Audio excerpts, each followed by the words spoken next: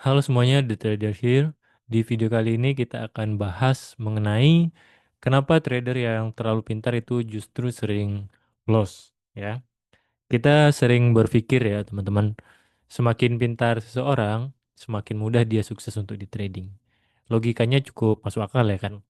Tapi karena trading itu terlihat seperti permainan yang analisis, membaca chart ya kan, memahami ekonomi, menganalisa berbagai macam data, tetapi ada fakta yang menarik dan cukup jarang dibahas oleh orang-orang ya teman-teman. Banyak trader yang sangat pintar secara akademis, tetapi justru kesulitan konsisten di market itu sendiri. Kenapa bisa begitu? Ya kan, ini kan menjadi pertanyaan yang cukup besar juga untuk kita. Nah, di hari ini kita akan bahas kenapa yang terlalu pintar kadang justru menjadi jebakan dalam trading. Ya, teman-teman. Sebelum itu kita,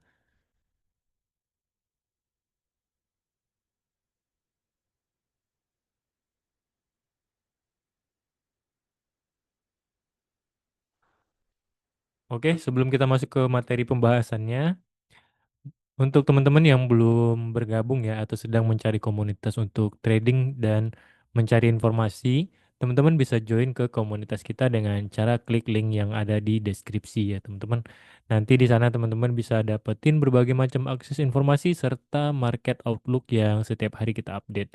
Nah, nanti semuanya akan langsung ataupun semua nanti kita update di komunitas kita ya teman-teman. Nanti teman-teman bisa langsung join saja, klik link yang ada di deskripsi, oke? Untuk tidak berlama-lama, mari kita masuk ke materi pembahasannya. Yang pertama itu adalah terlalu banyak analisis ya teman-teman. Orang yang sangat analisis cenderung ingin memahami semuanya. Mereka ingin tahu tentang kenapa harga itu naik, kenapa harga itu turun, dan kenapa market bisa bergerak seperti itu, ya kan? Tentu saja orang yang berpikir kritis atau yang sangat analisis itu akan berpikir berbagai hal atau berbagai macam kemungkinan yang bisa terjadi. Masalahnya, market tidak selalu logis, teman-teman. Kadang market naik tanpa alasan yang cukup jelas, kadang turun juga begitu juga, ya. Trader yang pintar sering terjebak overthinking. Chart yang sebenarnya sederhana menjadi terlalu rumit karena terlalu banyak analisis juga. Dan akhirnya muncul yang disebut sebagai analisis paralisis. Terlalu banyak berpikir sampai tidak bisa mengambil keputusan. Karena terlalu banyak ini ya, terlalu banyak persimpangan jadinya teman-teman. Jadi decision yang kita ambil itu bisa delay atau bahkan bisa lebih ngawur. Memang sebenarnya berpikir kritis itu baik.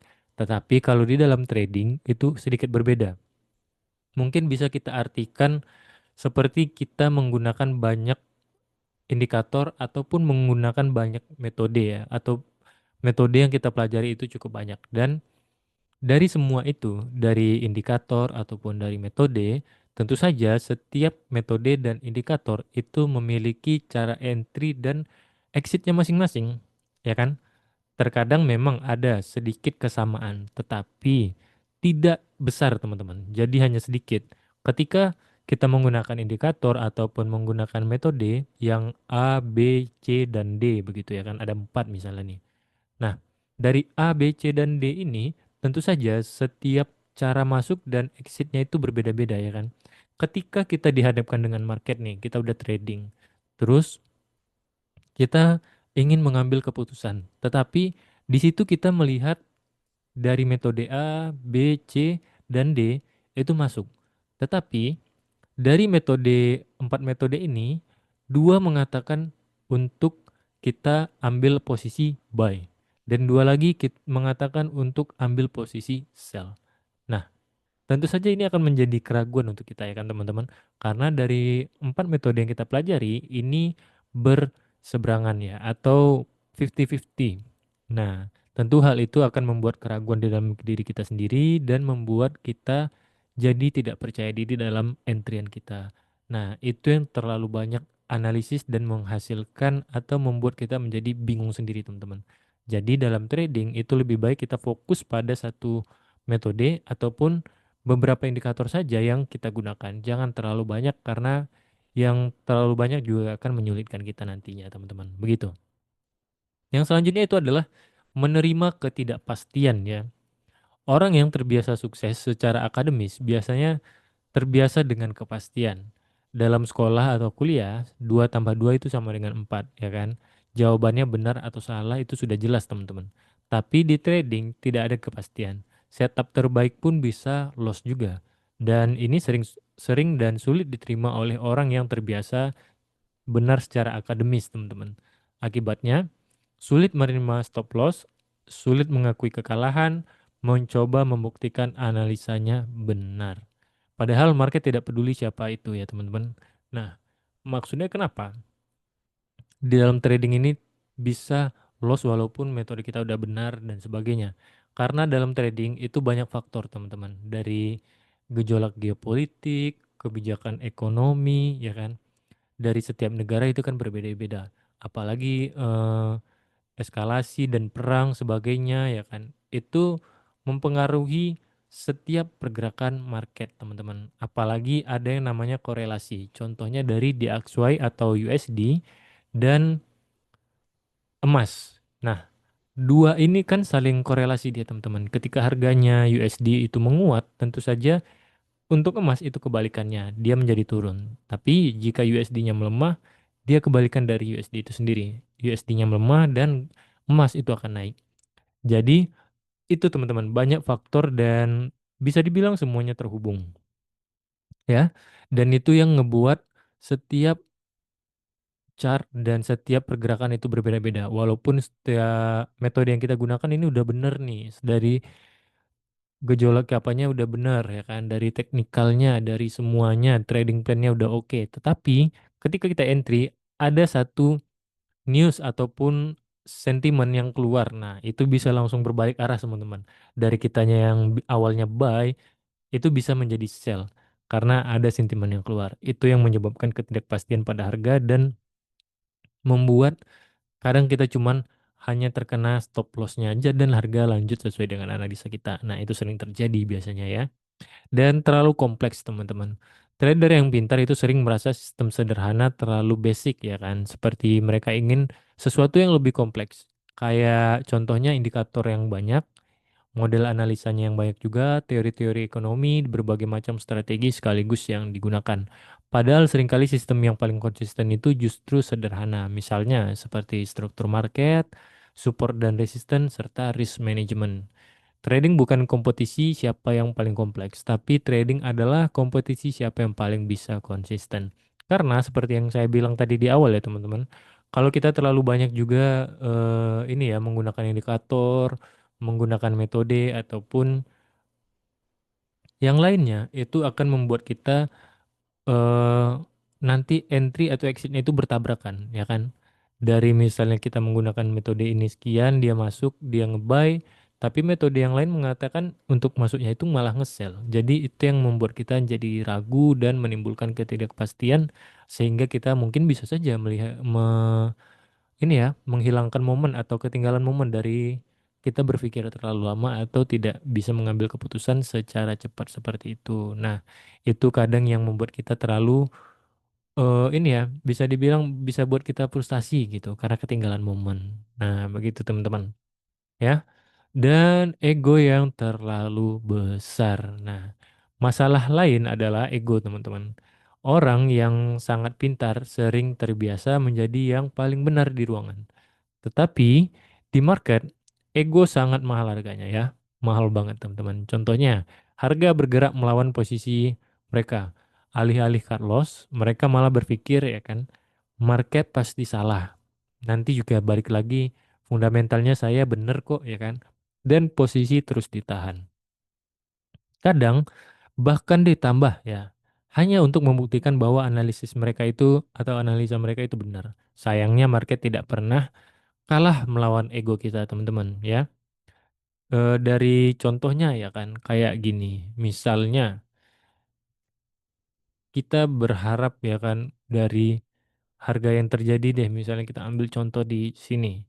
Nah, ketika harga seperti ini kan dia ngebreak ya teman-teman. Misalnya kita ambil buy contoh ya, contoh misalnya kita ambil buy. Nah, melihat dari sini kan, contohnya dari sini kita ambil buy. Oke. Nah, kita TP di atas ya kan. Ini misalnya SLD-nya di sini. Nah, ketika ini harga sudah mendekati SL kita, kita tarik terus tuh ya kan. Kita tarik terus, tidak terima, makin lama makin lebar ya kan. Malah seharusnya tidak. Nah, ya kan. Nah, ini kan sudah sebenarnya sudah sangat berlebihan. Seharusnya SL yang lebih kecil daripada TP-nya teman-teman. Tapi kalau seperti ini kan jadi tidak ini ya, tidak bagus RR-nya. Itu yang membuatnya ya, membuat kita menjadi tidak pede dalam trading begitu ya teman-teman. Jangan besarin egonya, tapi konsistenlah dalam menjalankan trading plan-nya itu sendiri. Jangan pernah berpikir marketnya nanti balik lagi kok, ini balik lagi kok. Enggak, kalau ya udah SL SL aja begitu. Jangan di apa dinikmatin banget egonya begitu ya teman-teman. Trading yang lebih butuh disiplin daripada kepintaran. Pada akhirnya trading bukan kompetisi IQ ya teman-teman. Trading adalah kompetisi siapa yang paling bisa disiplin. Trader yang berhasil biasanya bukan yang disiplinnya atau paling pintar ya, tapi yang sabar menunggu setup, konsisten dengan risk management yang dipakai, menerima loss sebagai bagian dari sistem itu sendiri dan tidak overthinking ataupun revenge ya teman-teman. Sederhana tapi glamor ya kan. Tidak tapi stabil dalam trading seringkali kesederhanaan justru menjadi keunggulan. Karena ketika kita menggunakan atau pasti dalam sebuah satu metode saja, ketika kita entry kita tidak banyak simpang siurnya seperti wah ini dari metode A mengatakan buy, dari metode B mengatakan sell, metode C mengatakan ini tidak baik diambil. Nah, itu kan kalau kebanyakan metode kita bingung sendiri. Tapi kalau kita menggunakan satu metode aja, disiplin dan kita dalemin ya kan, kita hanya akan fokus pada hal itu. Jadi sesederhana itu sehingga kita bisa konsisten profit. Begitu ya. Dan untuk penutup, kalau teman-teman merasa terlalu sering overthinking ya saat trading, mungkin masalahnya bukan karena teman-teman kurang pintar, tapi justru sebaliknya. Teman-teman terlalu mencoba memahami semuanya. Padahal dalam trading, kita tidak perlu memahami semuanya, teman-teman. Kita hanya perlu menemukan edge kecil yang menjalankannya secara disiplin. Ya, ingat, market tidak memberi reward pada yang paling pintar, tapi market memberi reward pada yang paling konsisten. Sekarang saya penasaran nih, teman-teman gimana menurut teman-teman? Dalam trading lebih penting yang mana? Kepintaran analisa atau disiplin menjalankan sistem itu sendiri? Jangan lupa komen di kolom komentar ya. Nanti akan kita diskusikan, oke? Untuk teman-teman, terima kasih sudah menonton video ini sampai akhir. Untuk teman-teman yang belum join atau sedang mencari komunitas, jangan lupa klik link yang ada di deskripsi untuk join komunitas kita ya. Nanti di sana teman-teman bakal dapat banyak update serta market information dari fundamental ataupun teknikal. Oke? Sampai jumpa di next video berikutnya dan bye-bye.